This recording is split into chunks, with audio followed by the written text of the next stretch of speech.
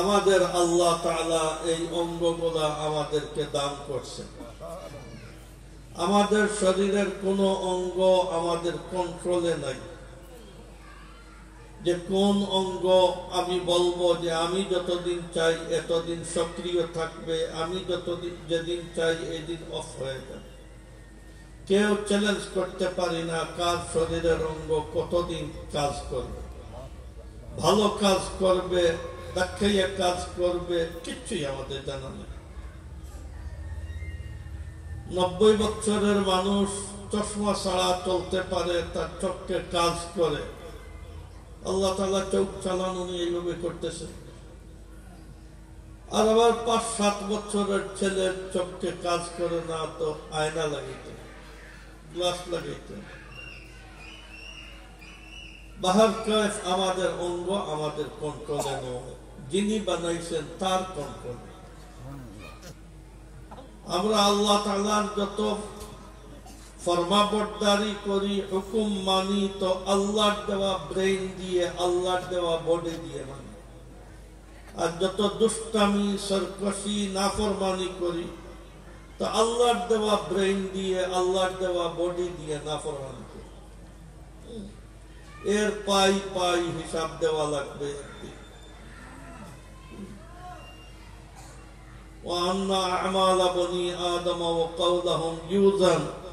বনি আদমের যত কার্যকলাপ, যত কথাবার্তা কিয়ামতের দিন ওজন হবে। যে আল্লাহ তাআলা আমাদেরকে সৃষ্টি করলেন আমাদের ইচ্ছা ছাড়া, বিনিময় ছাড়া, এই আল্লাহ যতদিনের জন্য আমাদেরকে এখানে পাঠাইছেন, থাকা খাওয়ারও ইন্তজাম নিজে করছেন। আমাদের থাকা খাওয়ার কোনো বস্তু আমরা কোনো জায়গা থেকে সংগ্রহ করি নাই। যে পৃথিবীতে বাড়িঘর বানাইয়া রাস্তাঘাট দিয়ে চলতেছি, থাকতেছি, এটা আল্লাহর দেওয়া। ভাত খাই, রুটি খাই, গম আল্লাহর দেওয়া, ধান আল্লাহর দেওয়া, গোশত খাই, মাছ খাই, আল্লাহর দেওয়া, শাক সবজি খাই, আল্লাহর দেওয়া, ফল ফ্রুট আল্লাহর দেওয়া, তেল মশলা আল্লাহর দেওয়া, আগুন পানি, আলো বাতাস আল্লাহর দেওয়া। তাহলে আমাদের কি আছে? কি আছে আমাদের? না বডি আছে আমাদের, না ব্রেইন আছে আমাদের নিজের সংগ্রহ করা, না জায়গা জমি নিজে বানাইছি, না থাকা খাওয়ার কোনো ব্যবস্থা নিজে করছে, সবই তো আল্লাহ তাআলা। তাহলে তো আমরা 100 ভাগের 100 ভাগ আল্লাহ নির্ভরশীল, কাফির হই আর মুমিন হই। এই আল্লাহ তাআলা তার বানাইলে এই বডির জন্য একটা শিক্ষাও আল্লাহ তাআলা সিলেক্ট করেছেন। আর এই শিক্ষা আল্লাহ তাআলা তার নিজের পক্ষ থেকে বিশ্বের সেরা মহান শিক্ষক মুহাম্মদুর রাসূলুল্লাহ সাল্লাল্লাহু আলাইহি ওয়াসাল্লামের মাধ্যমে এই শিক্ষা আমাদের কাছে পাঠাইছেন। এখন বলেন যে আল্লাহ যে শিক্ষা আমাদের জন্য, যেভাবে আল্লাহ আমাদের জন্য এক বডি দিয়েছেন, থাকা খাওয়ার ব্যবস্থা দিয়েছেন, এই আল্লাহ এই বডিকে মূল্যবান বানানোর জন্য, সভ্য বানানোর জন্য, দামি বানানোর জন্য শিক্ষাও দিয়েছেন আল্লাহ। আমরা নিজের জরিপি রিপোর্ট নেই, আমরা কয়জন আল্লাহর দেওয়া শিক্ষা লাভ করি, আর কয়জনে আল্লাহর দেওয়া শিক্ষাকে পিছে ফেলছি, তার দিকে ভ্রুক্ষেপই করি। সবার আলিম বলা জরুরি নয়, কিন্তু আল্লাহর দেওয়া শিক্ষা নিত্য প্রয়োজনীয় শিক্ষা প্রত্যেকের জন্য দেবে, প্রত্যেকের জন্য দেবে। কমপক্ষে আল্লাহর উপরের ঈমান শিখতে হবে, জরুরি ঈমান শিখতে হবে, নামাজ রোজা হজ যাকাত ওযু গোসল শিখতে হবে, হালাল হারাম জানতে হবে, শিখতে হবে। পরিবার কিভাবে পরিচালনা করেন, কার সাথে কি আচরণ করতে হয়, মা বাবার কি হক আওলাদের উপরে, আওলাদের কি আপনার হক মা বাবার উপরে, স্বামী স্ত্রীর উপরে কি হক, স্ত্রীর স্বামীর উপরে কি হক, কার কি অধিকার, কার কি দায়িত্ব, এইগুলা যদি নিজে এখানে বসবাস করি, এখানে খাই, পেশাব পায়খানা করি, তাহলে এটাও আপনার জরুরি। জীবনযাপন করতে হয়, তাহলে এই নিত্য প্রয়োজনীয় জিনিসগুলা এক আলিমের জন্য যেভাবে জরুরি, একটা 15-16 বছরের আপনার অশিক্ষিত ছেলের জন্য এইভাবে জরুরি। এগুলো শিখতেই হবে। যদি কোনো মা বাপ নিজের আওলাদকে এই জরুরি শিক্ষা শিক্ষিত না বানায়, তাহলে মা বাপের দুনিয়া আখিরাত দুই জায়গায় এর মাসুল দিবে। কিয়ামতের দিন মানুষের হিসাব কিতাব হবে আর জাহান্নামের ফয়সালা হবে। তখন সে বলবে, আল্লাহ, আমি মায়ের ঘর থেকে জাহান্নামী হয়ে আপনার জন্ম নেই, আমি কোনো পাপী সন্তান জন্ম নেই, আমি এক নিষ্পাপ সন্তান জন্ম নিয়েছি। ছোটবেলা আমার মা বাপ আমাকে দিন শিখায় নাই, বেদিনী পরিবেশে আমাকে দিয়েছে, আর বড় হওয়ার পরে আমার নেতারা আমাকে জাহান্নামের রাস্তায় আরো অগ্রসর করছে। যার কারণে সে বলবে, রব্বানা ইন্না আতা'না সাদাতানা ওয়া কুবারানা ফাআযাল্লুনা আস-সাবিলা। আল্লাহ, আমি আমার বড়দের অনুসরণ করছিলাম, এরা আমাকে গুমরা বানাইছে, জাহান্নামী রাস্তায় চালাইছে। রব্বানা আতিহিম যিফাইন মিনাল আযাব। আল্লাহ, আমাকে যে আযাব দিতেছেন ওদেরকে এর চেয়ে ডবল আযাব দেন। ওয়ালআনহুম লা'নান কাবীরা। আর আপনার লানত এদের উপরে বর্ষণ করে। বলবে, আমি আমার মা বাপ আর আমার নেতাদের ছাড়া আমি জাহান্নামে যাব না, এদেরকে নিয়ে জাহান্নামে যাব। আপনি যত চিল্লা লাগান আর যত পীর মুরিদি পীরের সাথে বয়স হন, জিন্দগি যত ভালো হোক, আওলাদকে ছোটবেলায় যদি দিন না শেখান, তাহলে জাহান্নামে নিশ্চয়ই অবদান দেওয়া যাবে। ওই আমলে আপনাকে অনেকদিন পরে নিয়ে আসে। কেন দিন শিখান? অনেক আছেন আওলাদকে নষ্ট করতেছেন, কিন্তু বয়স বেশি হওয়ার পরে আল্লাহ হেদায়েত দান করছে। আওলাদ আর স্ত্রীকে যে নষ্ট করছিলেন, আপনি ভালো হইলে ওরা তো আর ভালো হবে না। এরা তো তখন আপনাকে দেখতেই পারে। আপনি যে শিলপাটে তাদেরকে উঠাইছেন, এই শিলপাট থেকে 1 লক্ষর মধ্যে 1 লোক তার পরিবারকে ফিরাইয়া আনতে পারবে, আর নতুবা পরিবারের আওলাদ স্ত্রী একসাথে আর আপনি একা। এইভাবে কত লোক দেখা গেছে। আজকালকের খবর তো জানি না, কিন্তু ওই আমাদের মুরব্বীদের জমানার খবর কাকরাইলে আসা যাওয়া হইতো, যে বড় বড় শিল্প কারখানার মালিক আল্লাহ তৌফিক দিয়েছে, তশকিল হয়েছে, চিল্লা লাগাইছে, দিনদার হয়েছে, এখন বাসায় দেখা নেই। ছেলে মেয়েও দেখতে পারে না, স্ত্রীও দেখতে পারে। যার কারণে তা আপনার সপ্তাহে 1 দিন বাসায় আসা আর নতুবা কাকরাইল থাকা। কেন? নিজের আওলাদকে, বিবিকে এই জাহান্নামী শিল্পাটে কেন উঠেছিলেন? আপনি যত খারাপ হন, কমপক্ষে নিজের আওলাদকে মানুষ বানান, বিবিকে মানুষ বানান, ঘরে দিনদারি রাখেন। এটাই কোনোদিন আপনার মাসুল দিতে হবে না, সজ্জায় সহজে বানাবেন। বদ্দিন বানান, তাহলে একদিনের শাস্তি বুক করতে হবে। কেউ তো দুনিয়ায় বুক করে, আখের তো আর আছেই। আর কেউ দুনিয়া গেল, সকরাত থেকে আরম্ভ হয়ে গেল শাস্তি। আওলাদকে বেদিন বানাবো না। আল্লাহর আমানত আমার হাতে আওলাদ। আল্লাহ ফিরিস্তার মতো বেগুনা আওলাদ আমাকে দান করছিলেন। আমার দুষ্টামি আর নালায়েকের কারণে এর জীবন নষ্ট করা, খবরদার এইসব কাজ আমরা কেউ করব।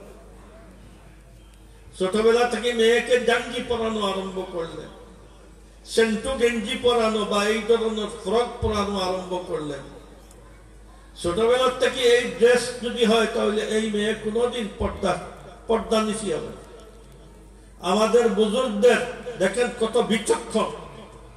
আমাদের বুজুর্গদের আম আদত ছিল, আজকাল তো এগুলা কমে গেছে, যে ছোট্ট মেয়ে জন্ম নেওয়ার পরে একে মশারির ভিতরে শুয়াইত, কোন মশা নাই, এরপরেও মশারির ভিতরে। পর্দার আদত হোক, নেচার হোক পর্দা। এই মেয়ে আপনার এইভাবে পর্দা নিশীন যে আর মা বাপের চেষ্টা করি একে বেপর্দা বানাইতে পারে। হযরত আলী রাদিয়াল্লাহু তাআলা আনহুর এক মেয়ে ছোট্ট উম্মে কুলসুম। হযরত ওমর রাদিয়াল্লাহু তাআলা আনহুর মনে এক ভাব জাগলো যে রাসূল সাল্লাল্লাহু আলাইহি ওয়াসাল্লামের সাথে যদি আত্মীয়তার, আহলে বাইতের সাথে আত্মীয়তার সম্পর্ক স্থাপন করতে পারি তাহলে এই ওসিলায় আল্লাহ আমাকে নাজাত দিবে। এখন কি আত্মীয়তা করবেন? হযরত আলীকে বললেন, আপনার এই মেয়েটা আমার কাছে শাদী দিয়ে, ছোট মেয়ে। হযরত হাসান হোসেন ছোট্ট থাকা অবস্থায় হাঁটতেছেন, রাসূল সাল্লাল্লাহু আলাইহি ওয়াসাল্লামের কোলে বসতেছেন। এই বয়সে হযরত হোসেন রাসূল সাল্লাল্লাহু আলাইহি ওয়াসাল্লামের ইন্তেকাল হইল, আর ওনাদের ছোট হইল ওনাদের বোন, এই ছোট্ট মেয়ে। হযরত আলী রাদিয়াল্লাহু তাআলা আনহু আপনার ওনার মেয়েকে হযরত ওমর রাদিয়াল্লাহু তাআলা আনহু খলিফার কাছে শাদী দিয়ে দিলেন, ছোট্ট মেয়ে। হযরত আলী রাদিয়াল্লাহু তাআলা আনহু এক সময় কি জিনিস হয়তো খাবার কিছু বা এই সেই দিয়ে খলিফার কাছে হযরত ওমর রাদিয়াল্লাহু তাআলা আনহুর কাছে পাঠাইছেন, পিচ্চি মেয়ে। ওইখানে যাওয়ার পরে হযরত ওমর রাদিয়াল্লাহু তাআলা আনহু ওনার হাতে ধরছেন। কেন হাতে ধরলেন? শিক্ষা মারি আপনার হাত ইয়ে করিয়া চলে গেলেন। হ্যাঁ, খলিলুল মুমিন আমার হাতে ধরছেন, এই ছোট্ট মেয়ে। হযরত আলী রাদিয়াল্লাহু তাআলা আনহু বললেন, আমিরুল মুমিনিন তোমার স্বামী, এটা হাতে ধরে কোনো অপরাধ নয়, এটা শিকায়ত করতেছেন এই ছোট্ট মেয়ে যে আমিরুল মুমিনিন আমি মেয়ে, মেয়ে ছোট বড় কি ছিলেন, মেয়ের হাতে ধরবে আজনবী মানুষ। এইভাবে পর্দানিসীন বানাইতে হয়, আদা উলঙ্গ বানাইয়া মেয়েদেরকে ছোটবেলা আদর করলেন, একে জীবনেই তো আপনি এর নেচার বনে গেছে এই লেবাসের, কোনদিন একে পর্দা করাইতে পারে। এগুলা শিখতে হয়। আওলাদের স্বভাব ছোটবেলা দিনদারি বানাইতে হয়, কলমা শিখাবো, আদিয়ায়ে মসনুনাত আপনার মসনুন দোয়া শিখাবো, কোরআন শরীফ শিক্ষা দিব, রাত্রে শোয়ার সময় এই দোয়া পড়ো, ওঠার সময় এই দোয়া পড়ো, খানা খাইতে এই দোয়া, বাথরুমে যেতে, বাথরুম থেকে বেরিয়ে এই পড়ো। হাজার হাজার হাজার লক্ষ লক্ষ ছেলে মেয়ে পৃথিবীতে এইভাবে আছে যে অনিচ্ছাকৃত ভাবে খাওয়ার দোয়া, স্ট্যান্ডার্ড দোয়া, ঘুমের দোয়া, এই সেই তার জায়গা মতো অটো পড়তে আসে। কেন? ওই ছোটবেলা মা বাপ শিখে গেছে, ইরাদা করা লাগে, অনিচ্ছাকৃত। এটা হইল সভ্য আওলাদ বানানো। স্কুলে পড়াইয়া, স্কুলের ভাষা শিখাইয়া সভ্য হয়, এটার নাম সভ্যতা, আর ওইটার নাম পাগলামি। কলমা নামাজ শিখাইলাম না, আর ইংরেজিতে আপনার কিছু আপনার কথাবার্তা শিখাইলাম, আর বন্ধু আসলো আর বললো আমার ছেলেকে মেয়েকে জিজ্ঞেস করেন ইংলিশে, নাম জিজ্ঞেস করেন, অবস্থা জিজ্ঞেস করেন, তো বলবে। আর হ্যাঁ জিজ্ঞেস করতেছে, ইংলিশে উত্তর দিতেছে, আর মা বাপ আপনার বলদার গাবি দিয়েটা কুলকুলি হাসতেছে, কুলকুলি হাসতেছে। জানে না কলমা, জানে না আমানতু বিল্লাহ, জানে না সূরা ফাতিহা। আর পৃথিবীর চোর ডাকাইতের ভাষা ইংলিশ ভাষা, এইটা শিখাইছে, আর দিয়ে গাদা গাদিয়ে কুলকুলি হাসতেছে। পৃথিবীর মধ্যে সবচেয়ে নিকৃষ্ট জাতি হইল ব্রিটিশ। এ পুরা আফ্রিকা আর এশিয়ার মুসলিম অমুসলিম কোটি কোটি মানুষকে খুন করছে। পৃথিবীর কোন জাতি এত মানুষ খুন করে? পৃথিবীর সারা দেশ লুট করছে। এটা লুট আর চুরির টাকা এরা বড় লুট করছে। ইতিহাস জানেন 190 বছর আপনার দেশে কি কি কি ঘটনা ঘটাইছে? এত বড় বেবিচার করনেওয়ালা, এত বড় খুনি, এত বড় ডাকাত, এত বড় চোর ব্রিটিশের মতো পৃথিবীতে কোনো জাতি নেই। আর তার ভাষা শিখতেছেন আর পশুর মতো কুলকুলি হাসি দিতেছেন। লজ্জা শরম থাকা দরকার। আর আমাদের কোরআন শরীফ আল্লাহর দেওয়া, আল্লাহর কালাম, মুহাম্মদ সাল্লাল্লাহু আলাইহি ওয়াসাল্লামের দেওয়া ইলম, জান্নাতের ভাষা, আমাদের ন্যাচারালি ভাষা। আপনার সারা দিন এটার মধ্যে, হেদায়েত এটার মধ্যে। এটা হলো নূর, আল ইলমু নূরুন। জ্ঞানী আলো নয়, ঐশী ইলম, কোরআন সুন্নাহর ইলম আলো। আর এটা আপনি শিখাইলেন না মুসলমান হয়ে? ফরজ আওলাদ বানানো, আওলাদকে শিক্ষা দেওয়া প্রত্যেক মুসলমানদের জন্য এটা একটা শিক্ষা। এটা শিখতে হবে হুজুরদের কাছে আওলাদ কিভাবে গড়ে তুলতে। এই যে ছেলেগুলা এখনো এদের বুদ্ধি বিবেকের জন্ম হয়নি, পরিবারের কোনো কাজ করার লায়ক নয়, এই ছেলেগুলা দিয়ে আল্লাহ তাআলা কোরআন শরীফের হেফাজত করতেছে।